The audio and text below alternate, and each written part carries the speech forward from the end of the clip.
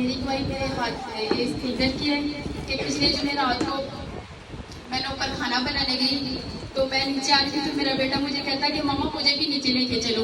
तो मैंने एक हाथ में खाना पकड़ा हुआ था और एक हाथ से उसको उठाने की कोशिश कर रही थी, लेकिन वो थोड़ा शरारती है तो उसने एकदम से जंप की तो मेरे से बेटा भी मेरा नीचे गिर गया और मेरी फिंगर भी ऐसे टेढ़ी हो गई।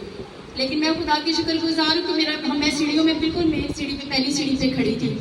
मेरे बेटे को भी कुछ भी हो सकता था, वो नीचे भी गिर सकता है, लेकिन खुदा का शुक्र है मेरे खुदा ने मुझे उस बड़ी तकलीफ से, मेरे बेटे की तकलीफ से महफूज रखा। ये बहुत मामूली तकलीफ है, मेरी उंगली का जोड़ हिला, लेकिन मैं खुदा का शुक्रगुजार हूँ। मैं अपने घर के सारे काम इसी हाथ से करती हूँ क्योंकि मैं अपने खुदा के जोर में कुछ भी कर सकती हूँ। ये सारा इज्जत और जलाल खुदा के नाम को है। और दूसरी मेरी गवाही मेरे हस्बैंड की और मेरी है।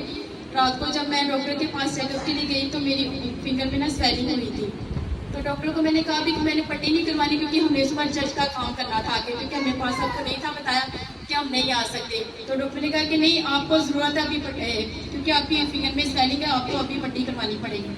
तो मैंने पट्टी तो करवा ली। तो मेरा हस्बैंड भी जब सुबह उठा कह रहा था मुझे बुखार है, मैंने बेटी को भी उठाने की कोशिश की लेकिन वो नहीं उठ रही थी।